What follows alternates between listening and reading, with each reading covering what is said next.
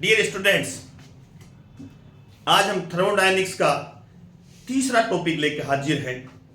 ये thermodynamics we can study about the state function of the internal energy. Internal energy, what is the internal energy? First of all, tell me about the energy. What is the energy? Energy क्या है?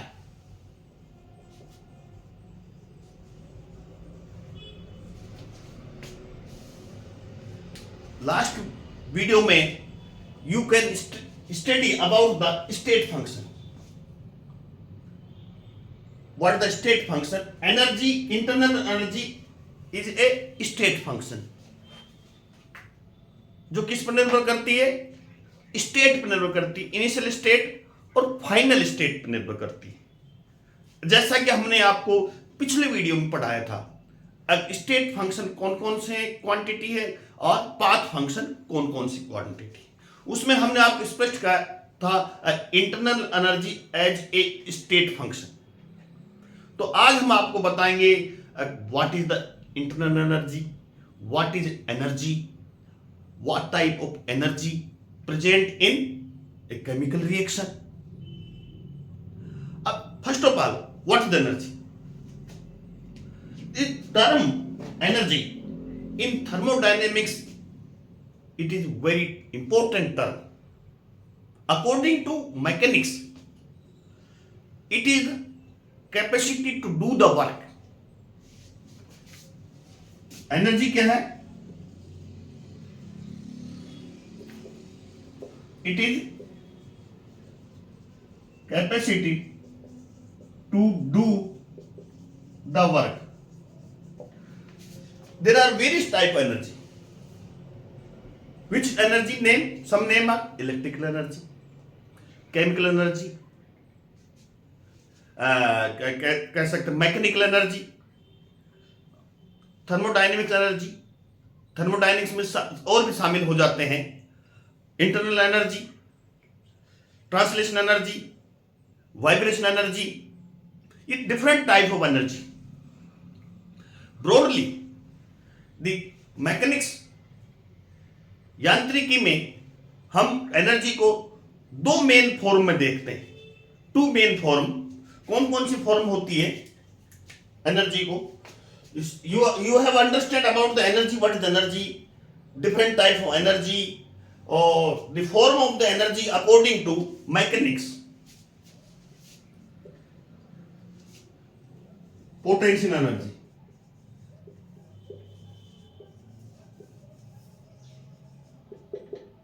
What do means potential energy? Potential energy Hindi में कहते हैं स्थित ऊर्जा.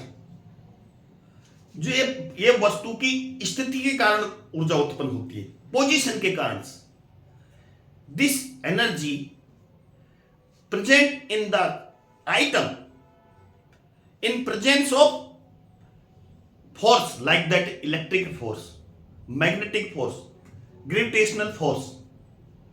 इन बलों के कारण से जो स्थिति होती है पदार्थ की या वस्तु की या तंत्र की, उस एनर्जी को हम क्या कहते हैं?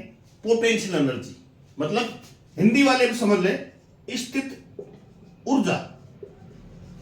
ओके, स्थित ऊर्जा, स्थित पोजीशन एनर्जी. मतलब कोई ये वस्तु है, मान लीजिए आइटम है, ये इलेक्ट्रिक फील्ड में इसकी पोजीशन के कारण से जो एनर्जी उत्पन्न होती है उसको क्या कहते हैं? Potential energy.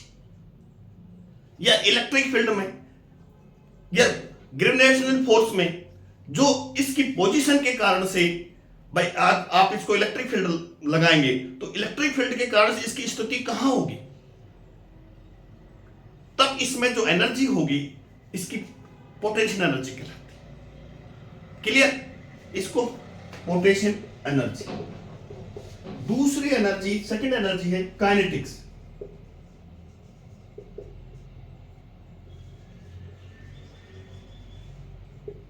What do means kinetic energy? जो काइनेटिक्स मतलब जो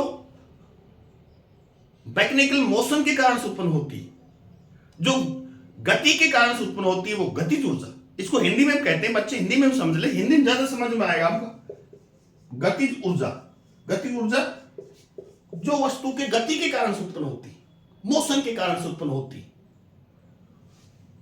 मैकेनिकल मोशन के कारण। मान लीजिए कोई वस्तु गति कर रही है, उसके कारण से उसमें जो एनर्जी होती है वो क्या कहलाती है? Kinetic energy. गति के कारण उत्पन्न ऊर्जा गतिज ऊर्जा, पोजीशन स्थिति के कारण उत्पन्न ऊर्जा स्थित ऊर्जा। ये दो प्रकार की ऊर्जा जो मेन रूप है अकॉर्डिंग टू मैकेनिक्स, ये दो मेन फॉर्म है जो हर जगह आपको काम में आएंगे, देखेंगे। ये दोनों ही फॉर्म किसी तो टोटल एनर्जी कितनी होगी? Potential energy plus kinetic energy. एक मूल तंत्र में दो प्रकार की ऊर्जाएं रहती है, पोटेंशियल एनर्जी और काइनेटिक एनर्जी। अब यहां बात आती है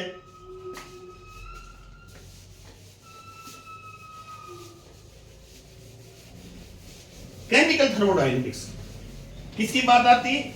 यहां केमिकल थर्मोडायनेमिक्स की बात आती है। केमिकल सिस्टम, कोई भी केमिकल सिस्टम, मान लीजिए A+B रिएक्शन हो रही, तो वहां की बात हो रही है, केमिकल सिस्टम की बात हो रही है। केमिकल सिस्टम में जो एनर्जी होती है उसको हम दो फॉर्म में बांट सकते हैं, दो ग्रुपों में बांट सकते हैं। In which in the chemical system the energy of the system can be divided in two category. ध्यान दीजिए, कौन कौन सी कैटेगरी हम आपको वहीं लाएंगे, कहां? इंटरनल एनर्जी पर लेकर आएंगे। We can back in internal energy, external energy.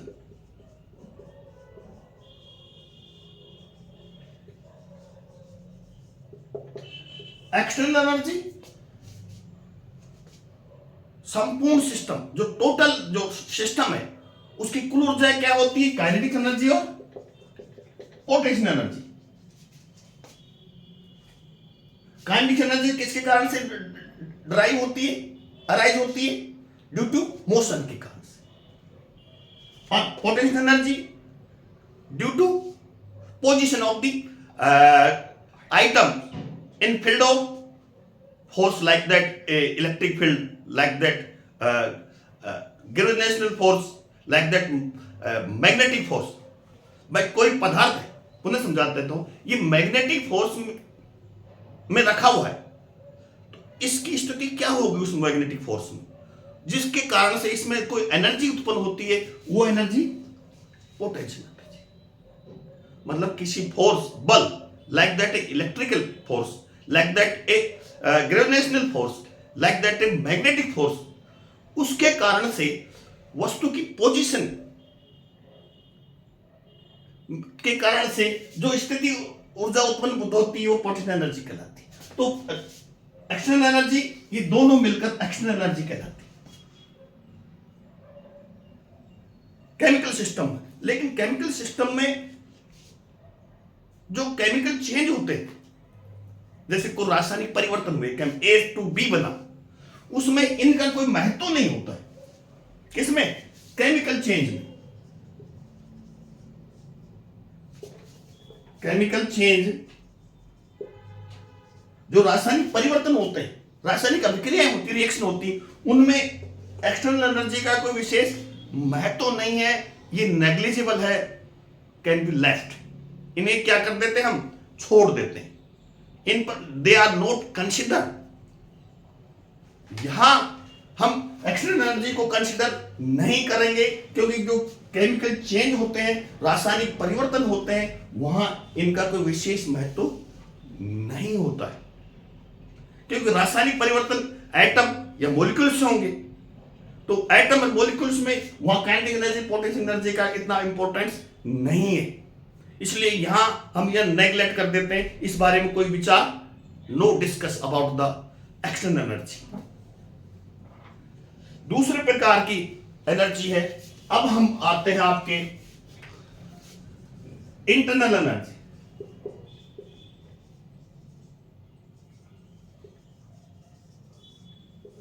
internal energy, important topic according to the syllabus and in the chemical thermodynamics. Why? Internal energy is related to internal process of the chemical system.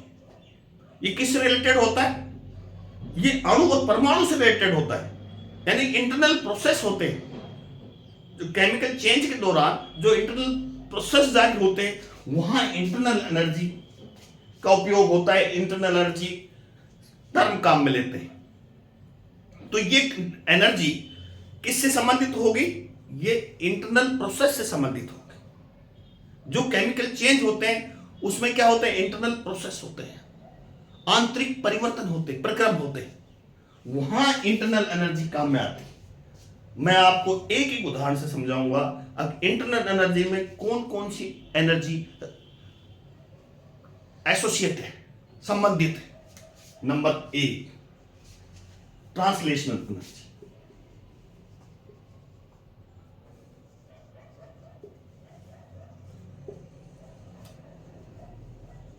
Translational energy of molecules.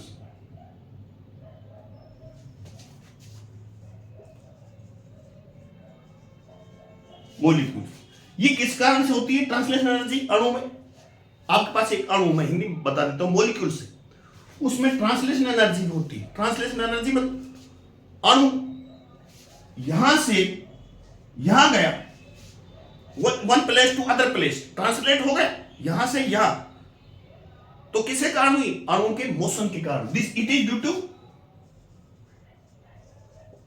Motion, translation motion of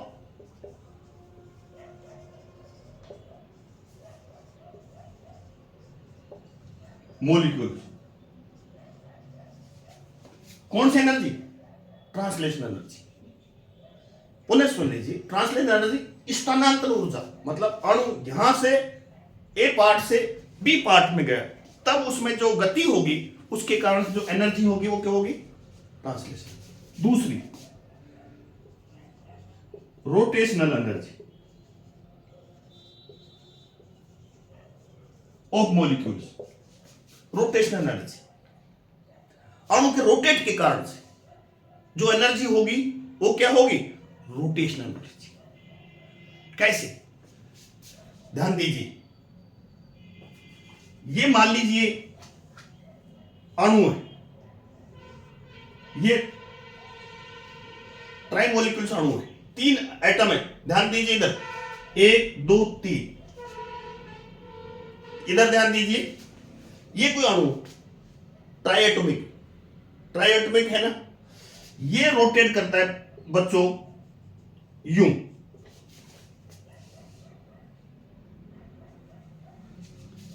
इस तरह भी कर सकता है ये तो ये हो गया, ये यूं भी कर सकता है।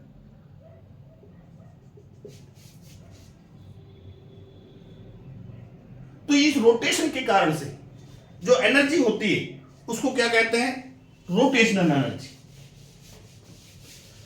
मान लीजिए डाइएटॉमिक मॉलिक्यूल्स, ये तो हमने H2O का उदाहरण दे दिया। डाइएटॉमिक मॉलिक्यूल्स, डाइएटॉमिक मॉलिक्यूल मान लीजिए H2 है, तो इसका एक यहां आइटम होता है, दूसरा आइटम ऐसा होता है। इसमें क्या होगा? ये क्या करेगा? रोटेट करेगा। कहां से? सेंटर ऑफ सिमेट्री से रोटेट करेगा, तो जिस कारण से इसमें क्या उत्पन्न हो जाएगी? Rotational energy. अणु घूर्णन करता है, उस घूर्णन के कारण से ये घूर्णन ऊर्जा। अब ध्यान दीजिए, वाइब्रेशनल एनर्जी,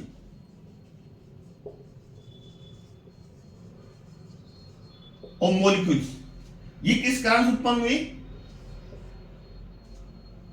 रोटेशनल मोशन के कारण।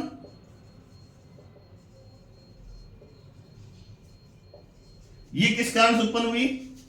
Vibration energy. वाइब्रेशन के हिंदी मतलब कंपन।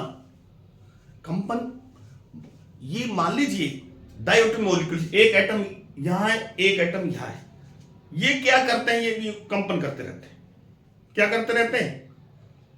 कंपन करते रहते हैं, वाइब्रेट करते रहते हैं, जिस कारण से अणु में कौन सी होती है?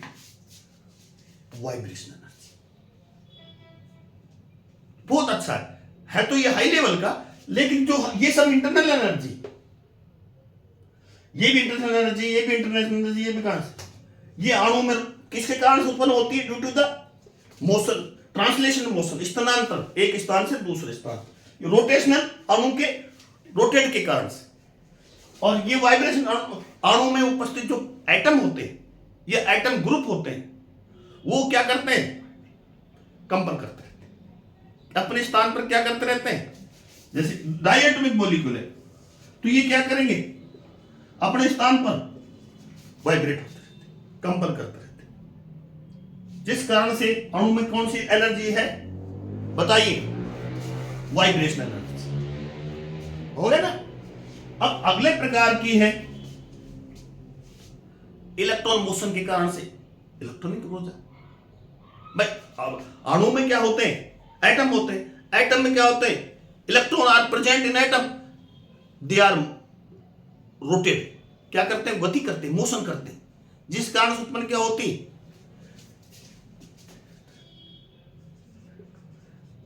Electrical energy due to electron, electrical ना electronic, due to electron motion. Okay, अगले एनर्जी कौन सी होती है? बताइए, न्यूक्लियर एनर्जी। एटम में क्या होते हैं? न्यूक्लियर होती है, और न्यूक्लियर में क्या होती है? बहुत ज्यादा एनर्जी स्टोर रहती है। तो क्या हो गया? Nuclear energy.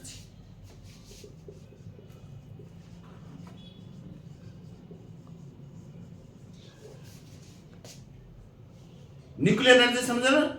न्यूक्लियाई में क्या एनर्जी जो स्टोर रहती है, इलेक्ट्रॉन, प्रोटॉन, न्यूट्रॉन, पॉजिट्रॉन, ये कई तरह से अन्य पार्टिकल, न्यूक्लियस पार्टिकल रहते हैं। इसमें न्यूक्लियस में क्या होता है? न्यूक्लियस पार्टिकल होता है, अल्फा, बीटा, गामा, ये सारे के सारे जो पार्टिकल्स वगैरह होते हैं इसमें। इस कारण से उसमें क्या एनर्जी स्टोर रहती है? किसमें? न्यूक्लियाई, नाभिक की न्यूक्लियर एनर्जी कह सकते हैं। नाभि में जो एनर्जी स्टोर रहती है वो। अन्य प्रकार न्यूक्लियाई एनर्जी। तो ये सारी प्रकार की जो एनर्जी है, ये सारी की सारी बच्चों क्या कहलाती है?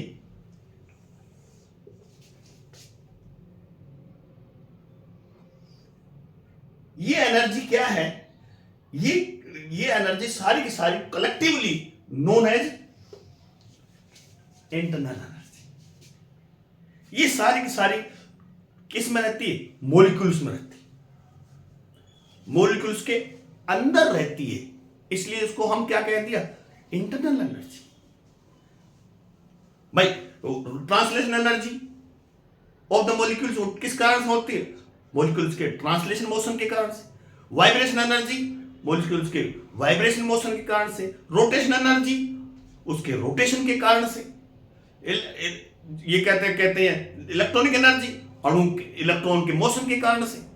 न्यूक्लियर एनर्जी जो न्यूक्लियर में स्टोर रहती है। हम एटॉमिक पावर न्यूक्लियर एनर्जी की बात नहीं करें, लेकिन जो एटम की नाभि में एनर्जी स्टोर रहती है, कुछ रहती है, उसके बारे में चर्चा कर रहे हैं। और केमिकल बॉन्डिंग एनर्जी ये भी तो है। केमिकल जिसको हम बॉन्ड एनर्जी कहते हैं। बॉन्ड एनर्जी मतलब H2O है, तो इसमें जो बॉन्ड होते हैं, ये बॉन्ड होते हैं नहीं, इन बॉन्डों में एनर्जी होती है। जो बॉन्ड क्या करते हैं? बांधे रखता है एटम को, अणु में केमिकल एनर्जी बॉन्डेड रखती है, तो यहां केमिकल बॉन्ड एनर्जी। तो ये सारी energy collectively known as a internal energy. अब आप समझ गए पहले हमने आपको एनर्जी क्या है, मैकेनिकल एनर्जी के दो रूप बताए हमने, काइनेटिक एनर्जी, पोटेंशियल एनर्जी। लेकिन जो केमिकल तंत्र है, रासायनिक सिस्टम है, वहां रासायनिक सिस्टम में हम यहां जो एनर्जी के दो कैटेगरी बांट सकते हैं,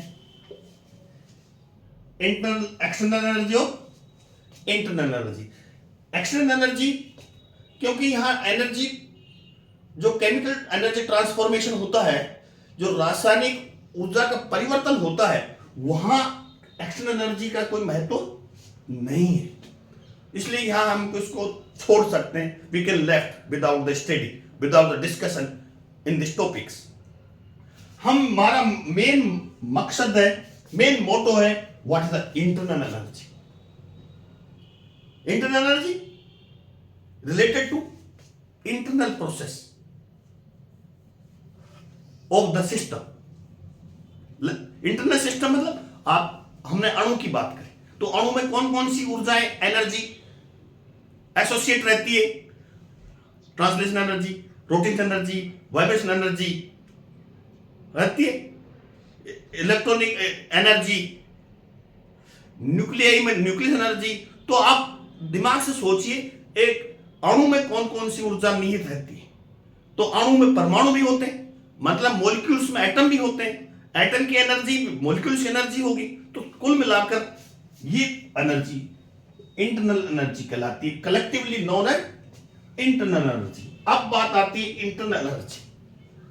अब इन ऊर्जाओं को हम क्या नहीं कर सकते, अलग अलग ऊर्जाओं को हम मेजरमेंट करना कठिन कार्य। अच्छा, इंटरनल एनर्जी किससे चेक करते हैं बच्चों, ध्यान दीजिए, या तो ई से, denoted by E. Your CBSE में क्या है, यू से। जो एनसीईआरटी की बुक्स में है वहां इंटरनल एनर्जी को बड़े यू से दर्शाएगा, डिनोटेड बाय यू। तो ये इन ऊर्जा इंटरनल एनर्जी को हम कलेक्टिवली क्या कहते हैं, energy one by one energy can not be measure, it is difficult. जे एक एक ऊर्जा को हम क्या नहीं कर सकते, मेजर करना है, that is not a absolute calculation, it is difficult measurements to calculate the individual energy. But during the chemical change, we can change the change of the internal energy, be denoted by E. Collectively ऊर्जा को हम कैसे measurement कर सकते हैं, del E. Del E मतलब E2 minus E1, मतलब E1 is initial stage of the system, E2 is the final stage of. तो हम जो केमिकल जो एनर्जी चेंज है, एनर्जी चेंज को हम इजीली मेजरमेंट कर सकते हैं। एनर्जी चेंज मतलब initial stage to final stage, during this process which how many energy are change, तो we can calculate by del E, और वी कैन राइट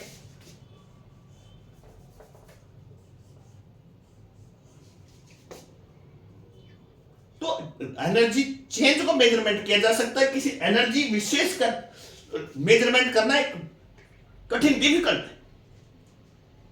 तो तंत्र सिस्टम के एनर्जी कुल परिवर्तन कितना हुआ, टोटल एनर्जी चेंज कितनी हुई, we can measure easily, like we are denoted by del E या डेल यू। पिछले वीडियो में हम आपको बता चुका है internal energy, what is the internal energy, it is the state function. क्या है इंटरनल एनर्जी, स्टेट फंक्शन, वो स्टेट पर निर्भर करती है, इनिशियल स्टेट और फाइनल स्टेट। ये जैसे हमने पहले बताया था, मान लीजिए ये E1 है और ये E2, तो किस पर निर्भर करेगी ये energy change, initial state and final state, del E बराबर E2 minus E1। It is thermodynamic quantity, which quantity है बताइए, एक्सटेंसिव प्रॉपर्टी है इंटेंसिव प्रॉपर्टी? ये एक्सटेंसिव प्रॉपर्टी पिछले वीडियो में हमने आपको बताया था। जी, ए, ई, टी, ये सब क्या है? Extensive property. ये depend on the quantity of matter, quantity of matter. तो like this it is the state function and depend on the quantity of matter. So today we are studying about the internal energy. What is the internal energy? Energy, kinetic energy, potential energy, external energy, internal energy. Collectively, all these energy known as internal energy of the system. Collectively, सब सम्मिलित है। ये ऊर्जाएं सामूहिक रूप से क्या कहलाती है? आंतरिक ऊर्जा, internal energy. And internal energy change can be measured easily. Denoted by del E, del V. Thank you very much. Best of luck.